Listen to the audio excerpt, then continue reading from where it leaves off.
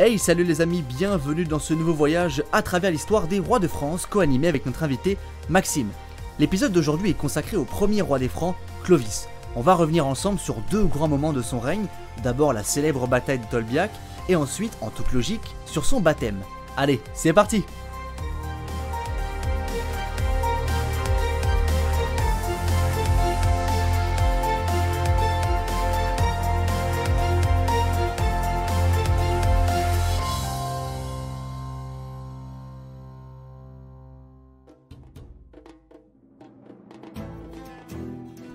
La bataille de Tolbiac est une célèbre bataille qui a eu lieu à l'est de l'Allemagne actuelle, à Zulpich, autrement dit Tolbiacum en latin, et ainsi Tolbiac en version francisée. Cette célèbre bataille fut un succès retentissant pour les hommes de Clovis, qui peut ainsi asseoir un peu plus son pouvoir. Mais avant cela, revenons un peu en arrière. À la fin du 5e siècle, l'ancienne Germanie est occupée par deux peuples majeurs, les Francs et les Alamans, à qui nous avons emprunté le nom de l'Allemagne. Les Francs sont divisés en deux branches voisines et alliées, les Francs saliens et les Francs rhénans. Les premiers sont dirigés par Clovis et les seconds par Sigebert le Boiteux. Les Francs rhénans ont pour voisins les terribles Alamans, confédération de peuples germaniques dont la vaillance équivalait celle des Francs. Des incidents de frontières éclatent régulièrement entre ces deux peuples. Seulement, à partir de 496, ces affrontements sporadiques se transforment en une véritable invasion que les Francs rhénans ne parviennent pas à contrôler. Le 10 novembre 496, la situation n'est plus tenable pour les hommes de Sigebert. Ce dernier appelle son confrère Clovis au secours, c'est le début de la bataille de Tolbiac.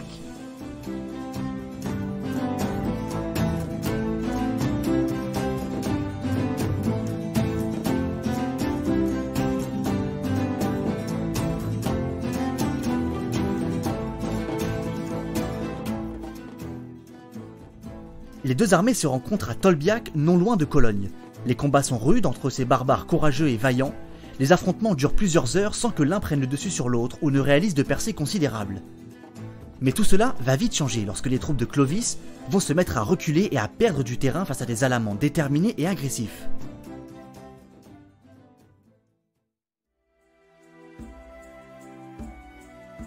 Dans l'ensemble, on ne sait pas grand chose de la bataille, mais semble-t-il que les Francs rhénans n'aient pas été d'une aide remarquable et que les hommes de Clovis furent bien malmenés par les Alamans.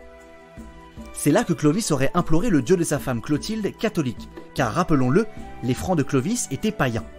Selon un historien très célèbre de l'époque, Grégoire de Tours, Clovis dit en s'adressant à Dieu: « Si tu m'accordes la victoire sur ses ennemis, et si j'expérimente la vertu miraculeuse que le peuple voué à ton nom déclare avoir prouvée pour toi, je croirai en toi et me ferai baptiser en ton nom. » C'est la fameuse anecdote du vœu de Tolbiac. Mais un problème persiste autour de cette histoire. Est-elle vraie? Clovis a-t-il vraiment été à Tolbiac? Beaucoup d'historiens contestent cette version des faits. Revenons un peu là-dessus. D'abord, il faut rappeler que l'histoire que l'on connaît de Clovis aujourd'hui nous est rapportée par l'historien Grégoire de Tours.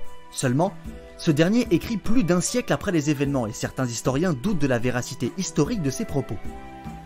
Évidemment, après lui, les hommes qui ont écrit l'histoire se sont basés sur les récits de Grégoire de Tours. Pour tenter de comprendre la source de cette incertitude, plongeons-nous dans son œuvre principale qui ici nous intéresse, Histoire des Francs.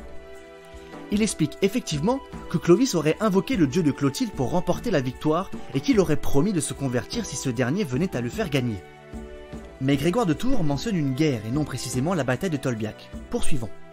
Un peu plus loin, l'historien raconte la bataille de Vouillé qui opposa les Francs de Clovis aux Visigoths d'Alaric Ier.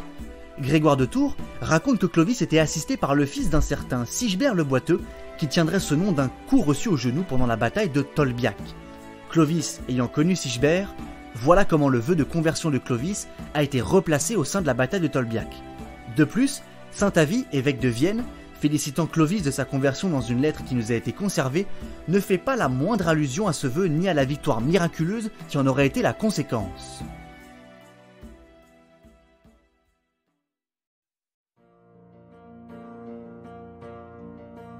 Quoi qu'il advienne, la victoire de Clovis contre les Alamans en 496 est déterminante pour la suite, quoi qu'on en dise. Et la suite, vous la connaissez, c'est celle du baptême de Clovis à Reims.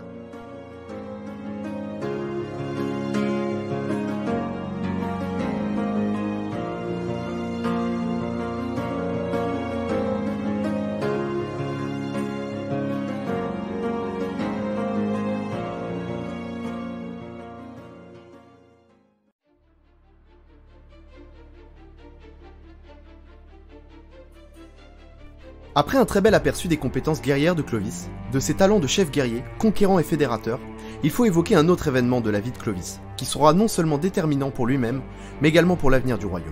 Je parle évidemment du baptême du chef guerrier samnien. Il est important de rappeler que Clovis est considéré communément comme le point de départ de la véritable histoire de France. Il existe plusieurs raisons. Tout d'abord parce que Clovis rompt avec ses propres traditions, et ensuite parce que sa conversion fondera une tradition qui perdurera plus d'une douzaine de siècles après lui.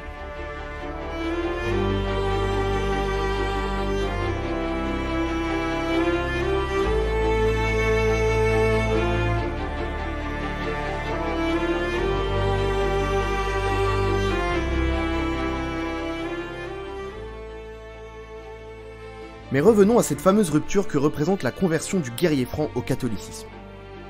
Clovis est un guerrier franc, affilié à l'Empire romain. Toutefois, il est un barbare, et qui dit barbare dit paganisme. Le roi franc, bien que se revendiquant héritier des coutumes romaines, ne suit pas le culte de sa femme, qui est elle catholique. Sa femme, Clotilde, est une princesse burgonde, héritière de la culture gallo-romaine, et va tenter tout au long de sa vie de convertir son mari à sa religion, qu'elle croit être, comme rapporté par Grégoire de Tours, la vraie religion.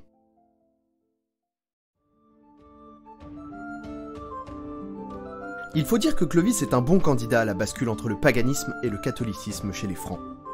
Lors de ses nombreuses conquêtes sur les terres des tribus barbares voisines, Clovis prend bien soin d'épargner les églises et de renforcer son pouvoir sur les terres fraîchement acquises, en épargnant et en favorisant les évêques. Et là, se présente un autre phénomène. À cette époque, sur les territoires gallo-romains, cohabitent deux religions chrétiennes en opposition. De nombreuses tribus, comme les Visigoths, les Ostrogoths et une partie des Burgondes sont des chrétiens issus du courant arianiste. Cette branche dissidente de la religion chrétienne se fonde sur la doctrine suivante. Pour eux, Jésus n'est pas né Dieu, il l'est devenu au moment de sa passion, c'est-à-dire de sa mort. Ainsi, les arianistes sont en profond désaccord avec les catholiques et forment la principale opposition religieuse sur les anciens territoires gallo-romains. Cette opposition entre catholiques et arianistes sera le prétexte parfait pour le chef franc afin d'envahir de nouveaux territoires.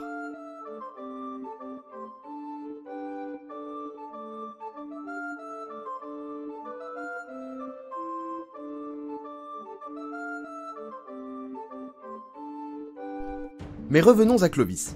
Ce dernier est donc un barbare franc qui est adepte du paganisme.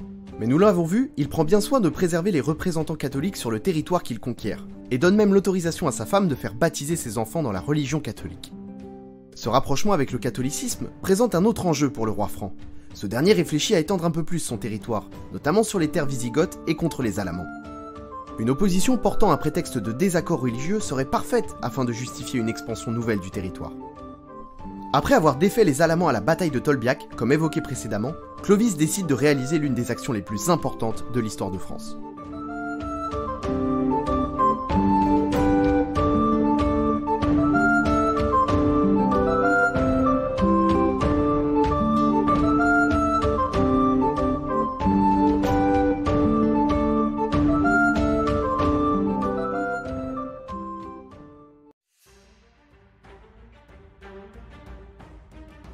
Concernant les informations précises du baptême, eh bien justement, elles ne le sont pas vraiment.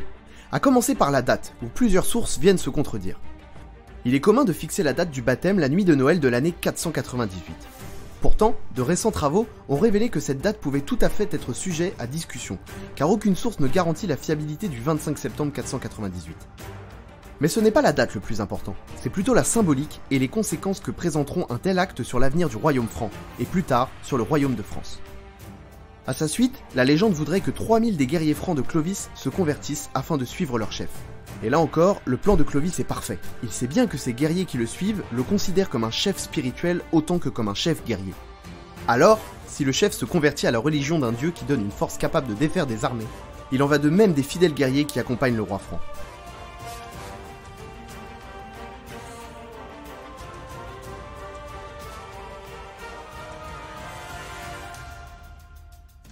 Nous l'avons dit, Clovis est à la base un barbare, un individu païen.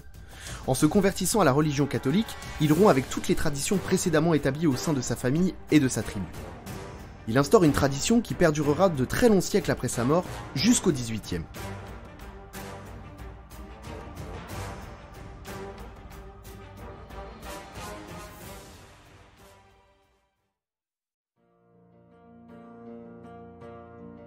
Ce baptême aura des conséquences bien plus directes, qui seront observables tout au long de la fin du règne de Clovis.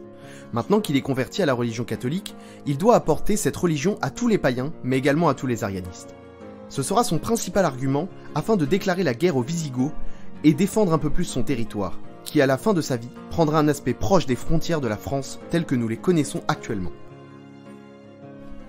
Clovis se servira de sa religion pour asseoir un peu plus le pouvoir royal, notamment par le biais des évêques qui lui serviront de relais et de maintien de la paix dans toutes les provinces conquises. La catholicité du royaume est lancée, et bien que non établie en ces termes à l'époque, Clovis, par sa conversion, a bel et bien fait de la France la fille aînée de l'Église. Voilà deux des événements les plus marquants du règne de Clovis. Il amorce ainsi le début de la dynastie mérovingienne qui tombera en disgrâce de façon dramatique au cours du 8e siècle, jusqu'à la déposition du dernier roi mérovingien par Pépin le Bref, père d'un certain Charlemagne. Mais ça, c'est une autre histoire.